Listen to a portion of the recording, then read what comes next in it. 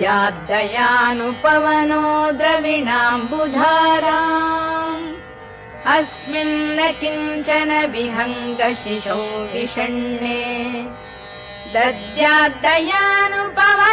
द्रविणाम्बुधाराम् अस्मिन्न किञ्चन विहङ्गशिशौ विषण्णे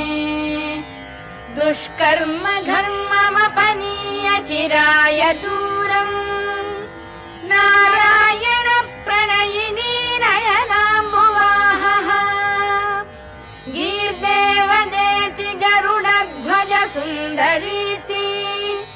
शाकम्भरीति शशिशेखर वल्लभेति सृष्टिस्थिति प्रलय केलिषु संस्थितायै तस्यै नमस्त्रिभुवनैक गुरोस्तरुण्यै श्रुत्यै